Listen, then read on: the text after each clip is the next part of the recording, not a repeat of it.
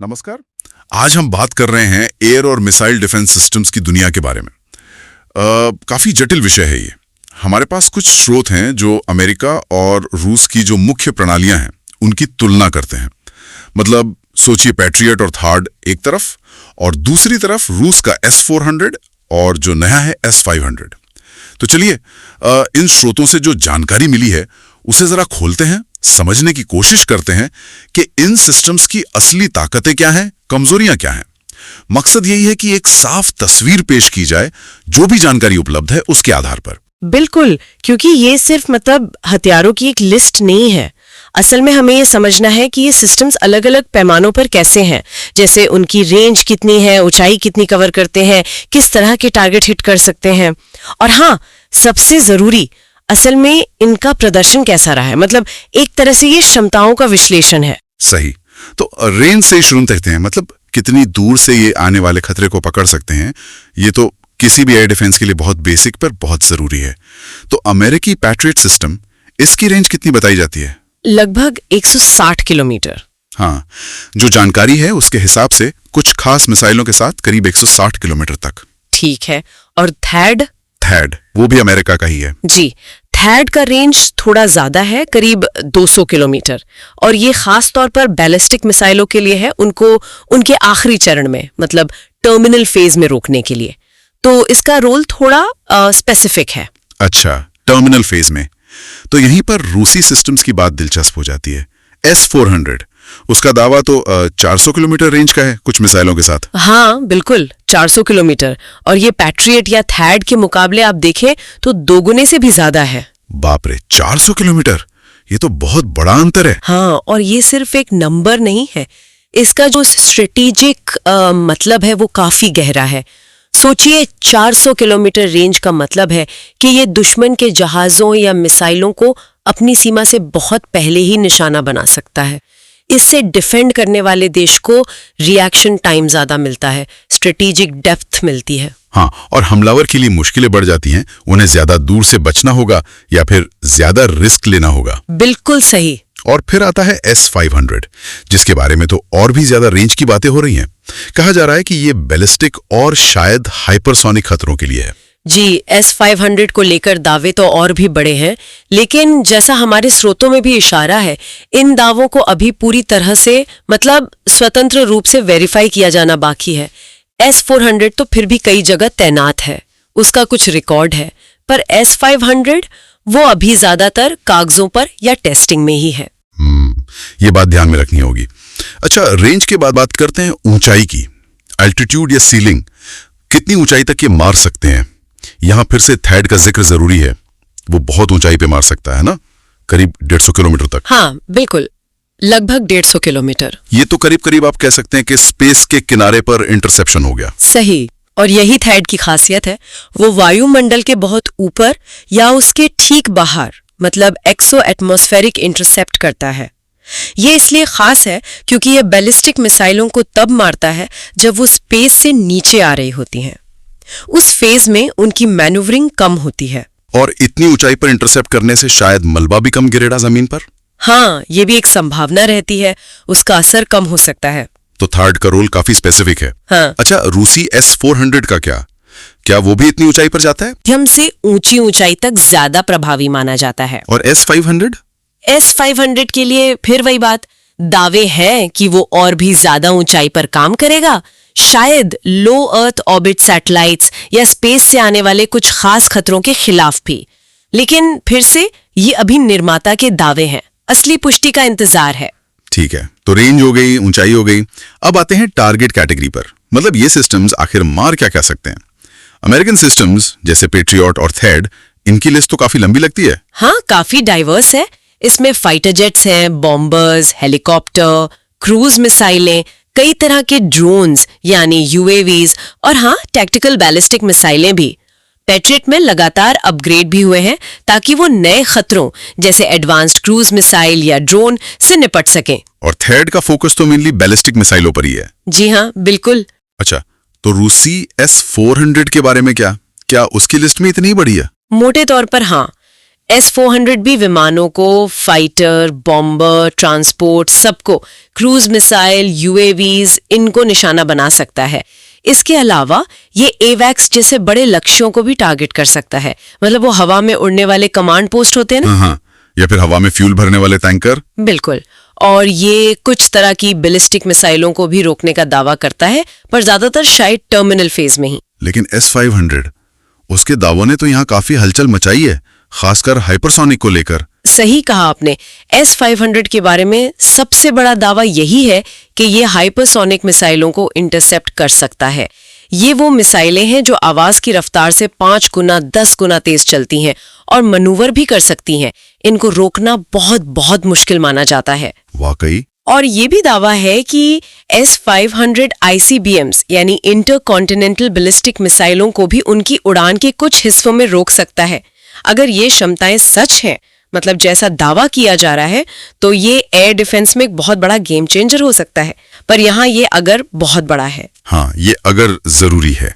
अच्छा, ये तो हुई कि किसको मार सकते हैं। अब ये देखते हैं कि ये लक्ष्यों को देखते कैसे हैं, ट्रैक कैसे करते हैं और आपस में कनेक्टेड कैसे रहते हैं, मतलब रडार, ट्रैकिंग और नेटवर्क इंटीग्रेशन। हाँ, अमेरिकी सिस्टम्स की नेटवर्किंग क्षमता काफी मानी जाती है। हाँ, अमेरिका ने integrated air and missile defence IAMD पर बहुत जोर दिया है। इसका एक उदाहरण है IBCS, integrated battle command system. ये क्या करता है कि अलग अलग सेंसर जैसे रडार और अलग अलग लॉन्चर, इनको एक कॉमन नेटवर्क से जोड़ देता है। अच्छा, तो इसका फायदा क्या है? फायदा यह है कि मान लीजिए एक पैट्रियट रडार ने खतरा देखा पर उसका लॉन्चर सही पोजीशन में नहीं है, तो IBCS नेटवर्क में मौजूद कोई दूसरा लॉन्चर जो बेहतर पोजीशन में है, शायद दूसरा पैट्रियट या कोई और सिस्टम, वो उस रडार की जानकारी इस्तेमाल करके फायर कर सकता है। वाह, मतलब टीम वर्क। बिल्कुल। इससे पूरी डिफेंस शील्ड ज्यादा फ्लेक्सिबल, ज्यादा मजबूत और ज्यादा असरदार बनती है। ये सिर्फ अकेले सिस्टम की बात नहीं रहती, पूरी टीम की ताकत बन जाती है। तो ये नेटवर्किंग एक तरह का फोर्स मल्टीप्लायर है। रूसी सिस्टम्स इस मामले में कैसे हैं? Radar, tracking, connectivity? देखिए, रूसी सिस्टम्स भी बहुत एडवांस्ड रडार इस्तेमाल करते हैं। S-400 में कई तरह की रडार यूनिट्स होती हैं। लंबी दूरी की सर्विलेंस रडार, टारगेट को लॉक करके मिसाइल गाइड करने वाली एंगेजमेंट रडार और यहां तक कि नीचे उड़ने वाले टारगेट्स के लिए अलग रडार। मतलब एक मल्टी लेयर्ड कवरेज है। S-500 के साथ दावा है कि ये रडार क्षमताएं और बेहतर होंगी, खासकर स्टिल्थ टारगेट्स या हाइपरसोनिक जैसी मुश्किल चीजों के लिए। जहां तक नेटवर्किंग की बात है, रूस के पास भी अपने इंटीग्रेटेड एयर डिफेंस नेटवर्क्स हैं, लेकिन शायद वो अमेरिकी IBCS जितने खुले या फ्लेक्सिबल आर्किटेक्चर वाले ना हो। उनकी नेटवर्किंग ज्यादातर अपने ही सिस्टम्स के बीच होती है। अच्छा, चलिए अब उस पहलू पर आते हैं जो शायद सबसे ज्यादा प्रैक्टिकल है, ऑपरेशनल हिस्ट्री। मतलब कागजी ताकतें तो ठीक है, पर असल लड़ाई में या तनाव में इन्होंने कैसा काम किया है। पैट्रियट का तो काफी लंबा इतिहास है, खाड़ी युद्ध से लेकर अब तक। बिल्कुल, पैट्रियट ने कई संघर्षों में हिस्सा लिया है, 1991 के खाड़ी युद्ध से लेकर हाल के कॉन्फ्लिक्ट्स तक। इसके खाते में सफल इंटरसेप्ट्स भी हैं, हालांकि कुछ मौकों पर सवाल भी उठे हैं इसकी इफेक्टिवनेस पर, और इसे लगातार अपग्रेड भी किया गया है। दुनिया भर के कई देशों ने इसे खरीदा है, इस्तेमाल किया है, तो इसका एक पूरा इकोसिस्टम बन चुका है। ये एक तरह से कॉम्बैट प्रूवन सिस्टम है। हाँ, मतलब इसने असली लड़ाई देखी है, चाहे नतीजे हमेशा उम्मीद के मुताबिक ना रहे हों। जी। दूसरी तरफ S-400, रूस ने इसे कई देशों को बेचा है और इसकी तैनाती भी काफी सेंसिटिव जगहों पर हुई है। इसका ऑपरेशनल रिकॉर्ड कैसा है? S-400 की तैनाती अपने आप में उसकी डिटरेंस वैल्यू दिखाती है। मतलब सिर्फ इसकी मौजूदगी ही दुश्मन को हमला करने से पहले सोचने पर मजबूर करती है। हाँ, कि वहां एक ताकतवर डिफेंस सिस्टम है। बिल्कुल। लेकिन S-400 का जो वास्तविक युद्ध में प्रदर्शन है, वो पैट्रियट जितना व्यापक या पब्लिकली एनालाइज्ड नहीं है। कुछ हालिया संघर्षों जैसे सीरिया या यूक्रेन में ऐसी रिपोर्ट्स आई हैं जो बताती हैं कि S-400 की भी अपनी सीमाएं हैं। अच्छा, किस तरह की सीमाएं? उदाहरण के लिए स्रोतों में जिक्र आता है कि शायद शक्तिशाली इलेक्ट्रॉनिक जैमिंग या काउंटर मेजर्स से इसके रडार को सप्रेस किया जा सकता है। मतलब इलेक्ट्रॉनिक हमला करके रडार को कंफ्यूज या अंधा कर देना? हाँ, कुछ समय के लिए। इसके अलावा बहुत नीचे उड़ने वाले तेज रफ्तार वाले लक्ष्य या फिर एक साथ झुंड में आने वाले छोटे ड्रोन स्वॉर्म्स, उनके खिलाफ भी इससे शायद दिक्कतें आती हों। और जैसा हमने पहले भी कहा, S-500 तो इस मामले में बिल्कुल नया है। उसका कोई रियल ऑपरेशनल रिकॉर्ड है ही नहीं अभी। ये एक जरूरी पॉइंट है। अब जरा कमजोरियों और सीमाओं की बात कर लेते हैं, क्योंकि कोई भी सिस्टम परफेक्ट तो होता नहीं। अमेरिकी पैट्रियट और थैड की क्या मुख्य कमजोरियां बताई जाती हैं? सबसे पहली और शायद सबसे बड़ी चुनौती है इनकी कॉस्ट। ये सिस्टम्स खरीदने में बहुत महंगे हैं और इनका ऑपरेशन रख रखाव वो भी काफी खर्चीला है। इनको चलाने के लिए हाईली ट्रेन्ड लोग चाहिए। इनकी लॉजिस्टिक्स मतलब स्पेयर पार्ट्स, मिसाइलें, सॉफ्टवेयर अपडेट्स, वो पूरी सप्लाई चेन काफी जटिल और महंगी है। हाँ, ये तो है। इसके अलावा जो मॉडर्न स्टील टेक्नोलॉजी वाले जहाज हैं, उनका पता लगाना इनके लिए भी एक चैलेंज हो सकता है। हालांकि रडार लगातार बेहतर हो रहे हैं। और सबसे बड़ी जो नई चुनौती उभर रही है वो है हाइपरसोनिक खतरा। उनसे कैसे निपटा जाए, ये क्षमता अभी पूरी तरह डेवलप हो रही है।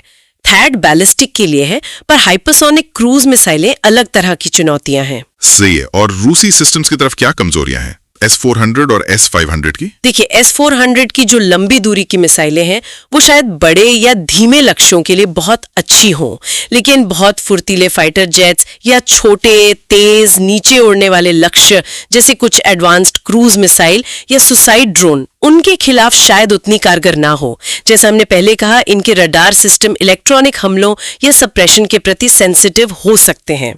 नेटवर्क इंटीग्रेशन शायद उतना फ्लेक्सिबल ना हो जितना अमेरिकी सिस्टम्स का है। और S-500 के साथ सबसे बड़ी सीमा यही है कि उसकी जो दावा की गई क्षमताएं हैं वो अभी असली दुनिया में साबित होनी बाकी हैं। और ये सवाल उठता है कि कागजी ताकत और युद्ध की असलियत में कितना फर्क हो सकता है, खासकर जब सिस्टम बिल्कुल नया हो। बिल्कुल। तो इस पूरी चर्चा का सार क्या निकालें अगर हमें इन सिस्टम्स की तुलना को एक तरह से समेटना हो? मुझे लगता है मुख्य बात यह है कि दोनों तरफ के सिस्टम्स की अपनी अपनी ताकतें हैं, अपनी कमजोरियां हैं। अमेरिकी सिस्टम्स जैसे पेट्रियट और थैड वो नेटवर्क सेंट्रिक वॉरफेयर, मजबूत बैलिस्टिक मिसाइल डिफेंस, खासकर थैड, और व्यापक युद्ध अनुभव पर फोकस करते हैं। लेकिन महंगे। हाँ, बहुत महंगे हैं और हाइपरसोनिक जैसे नए खतरों से निपटने में अभी भी डेवलप हो रहे हैं। और रूसी सिस्टम्स खासकर S-400 अपनी जबरदस्त रेंज और अलग अलग तरह के टारगेट हिट करने की क्षमता के लिए जाने जाते हैं। S-500 भविष्य के खतरों हाइपरसोनिक स्पेस से निपटने का वादा करता है, लेकिन S-400 की कुछ ऑपरेशनल सीमाएं सामने आई हैं, जैसे इलेक्ट्रॉनिक वॉरफेयर के प्रति संवेदनशीलता या कुछ खास टारगेट्स के खिलाफ असर। और S-500 की क्षमताएं अभी काफी हद तक थियोरेटिकल हैं, उनका असली प्रमाण मिलना बाकी है। तो मतलब ये कहना सही होगा कि कौन बेहतर है, इसका कोई सीधा जवाब नहीं है। ये इस पर निर्भर करता है कि जरूरत क्या है, खतरा क्या है और बजट कितना है। एकदम सही कहा आपने। किसी देश के लिए सबसे अच्छा सिस्टम कौन सा है, ये उसकी अपनी रक्षा जरूरतों पर निर्भर करता है। उसके सामने खतरे कैसे हैं, बैलिस्टिक मिसाइल का खतरा ज्यादा है या क्रूज मिसाइल और एयरक्राफ्ट का, उसके पास पैसा कितना है, उसके जियोपॉलिटिकल रिश्ते कैसे हैं, ये सिर्फ स्पेक शीट देखने जैसा आसान नहीं है। हाँ। इसमें तैनाती की रणनीति, ऑपरेटर्स की ट्रेनिंग का लेवल और वो सिस्टम देश के बाकी डिफेंस सिस्टम्स के साथ इतना अच्छा इंटीग्रेट होता है, ये सब बहुत मायने रखता है। हमारे स्रोतों में भारत के संदर्भ में भी कुछ पॉइंट्स थे जो शायद आगे कभी हम और गहराई से देख सकते हैं कि ये ग्लोबल सिस्टम्स भारत की जरूरतों के हिसाब से कैसे फिट होते हैं। बिल्कुल, ये एक अलग और दिलचस्प चर्चा हो सकती है। और जाते जाते श्रोताओं के लिए एक विचार छोड़ जाते हैं। हमारे स्रोतों ने अमेरिका और रूस दोनों के लिए हाइपरसोनिक खतरों की जो चुनौती बढ़ रही है उसका साफ जिक्र किया है। अब जब तकनीक इतनी तेजी से बदल रही है, अटैक और डिफेंस दोनों में, खासकर हाइपरसोनिक और स्टेल्थ में, तो एयर डिफेंस की अगली पीढ़ी कैसी होगी? हाँ, ये बड़ा सवाल है। क्या भविष्य में हम सिर्फ और बेहतर और तेज इंटरसेप्टर मिसाइलों पर ही निर्भर रहेंगे या फिर डिफेंस की स्ट्रैटेजी ही बदल जाएगी? हो सकता है शायद डायरेक्टेड एनर्जी वेपन्स जैसे लेजर या माइक्रोवेव या इलेक्ट्रॉनिक वॉरफेयर और साइबर पर ज्यादा जोर, या कोई बिल्कुल ही नई डिफेंसिव सोच सामने आए। बिल्कुल, इस पर जरूर सोचा जा सकता है। खैर, आज के लिए इतना ही। बहुत बहुत शुक्रिया।